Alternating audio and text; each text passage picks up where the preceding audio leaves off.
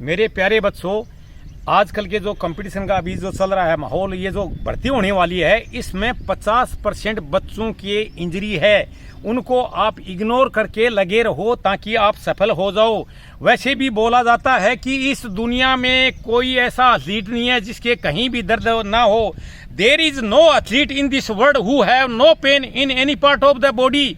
कहीं ना कहीं भी आप दर्द होगा, लेकिन उसको इग्नोर करके आप कंपटीशन फाइट कीजिए जिसमें आप सफल हो जाएं। अच्छे पूछते रहते हैं कोच साहब, ये इंजरी हो गई, ये इंजरी हो गई, ये इंजरी हो गई, कैसे क्या किया जाए। एक तो शिन पेन होता है कि शिन पेन होने के बाद में आपको एक्टिव रेस्ट टाइप या रेस्ट लेना पड़ेगा। एक्टिव रेस्ट ले सकते हो आप, तो 1.5 महीने के एक्टिव रेस्ट लेते हो, थोड़ा शरीर को हैबिचुअल बनाने लोगे तो दर्द चला जाएगा। लेकिन दूसरे दर्द हैं वो भी 5-5, 7-7 दिन से चले तो जाते हैं, लेकिन ये दर्द होता क्यों है इसके बारे में आपको बताना चाहता हूँ कि हमारा शरीर ये एक मशीन की तरह है। मशीन जब नई होती है तो उसको रवा करने के लिए, रवा क्या है, उसको स्टार्ट कर लेते हैं और वो चलती रहती है। जब गर्म होती है तो उसके बाद में चलाया जाता है। इसी प्रकार मेरे प्यारे बच्चों, ये शरीर है, इसको भी आपको पहले थोड़ा शरीर को हैबिचुअल बनाना पड़ेगा। हैबिचुअल उसको कहते हैं कि आप आदती हैं कि नहीं कोई चीज़ करने के लिए। जो बच्चा भागता नहीं है उसकी मांसपेशियां भागने के अनुसार नहीं होती। इसलिए शुरू के अंदर मैं बच्चों को कहता हूं कि आप स्लो कंटिन्यूस मेथड पे रहिए। इसमें क्या करना है, आपको 15 दिन सोचना ही नहीं है कि जैसे स्लो कंटिन्यूस आप धीरे धीरे भागते थे, जॉगिंग करते रहते हो, स्लो कंटिन्यूस करते रहो। इसमें आपकी बॉडी हैबिचुअल हो जाएगी।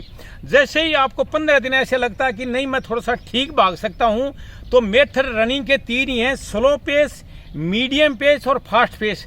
फास्ट पेस पे शरीर को जब लाएं जब आप अच्छी तरह से मीडियम पेस पे चले जाएं।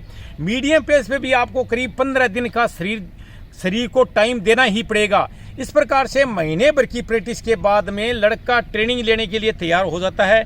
उसमें भी आपको ये है कि थोड़ा ध्यान और रखना चाहिए। उसके लिए ध्यान ये रखना है कि पहले तो आप अपने सरफेस को देखिए कि मैं दौड़ कहाँ रहा हूँ। यदि सैंड है या ग्रास है या फिर आपके हल्के टाइप जूते होते हैं जिसका तला, नीचे का जो सरफेस में जूता है वो तला सॉफ्ट होना चाहिए। तो सॉफ्ट होगा तो आपके इंजरी नहीं होगी, आपके शरीर में जर्क नहीं लगेगा।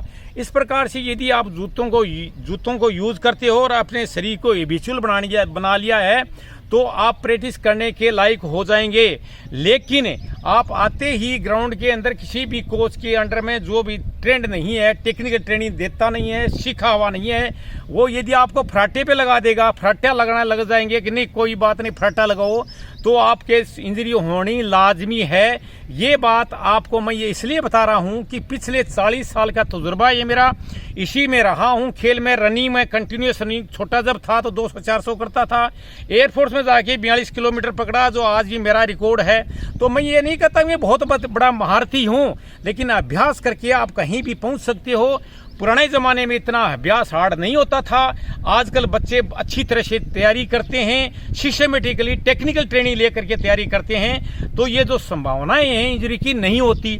अब ये बात है कि यदि आपका कंपटीशन 15 दिन के बाद में है, आप क्या करोगे? आप या तो ऐसी कोई मेडिसिन डॉक्टर से ले लीजिए जिसमें दर्द कम हो। आप इग्नोर करके आपको भागना ही पड़ेगा क्योंकि आपने प्रैक्टिस कर रखी है। थोड़ी सी इंजरी के कारण से आप रह जाओगे। इसलिए अपने जुनून के साथ में यदि आप होश और जोश के साथ भागेंगे तो आपका परफॉर्मेंस वार्म के बाद में जहां भी आप लगाएंगे कंपटीशन में तो उसमें आपका टाइम आ जाएगा। इस प्रकार से यदि आप इंजरी को बचना चाहते हो तो ये जो मैं आपको मेथड कहता हूं कि कोई भी एथलीट हो, आपको 15 दिन, 15 के बाद में फिर 15 दिन, फिर 15 दिन, 45 दिन का कंडीशनिंग वर्क इसको बोला जाता है। आप अपने बॉडी को कंडीशनड कीजिए और इसके बाद में अपने भविष्य के लिए जिसमें भी आप जैसे आर्मी के लिए जाना चाहते हो तो वो प्रैक्टिस कीजिए। स्पोर्ट्स वाला स्पोर्ट्स की प्रैक्टिस कर सकता है। मैं मैराथन दौड़ता था, लेकिन करीब 1 महीना 1.5 महीने पहले बॉडी को कंडीशन करते थे, हमारे कोई इंजरी नहीं होती थी, फिर चलते जाते थे।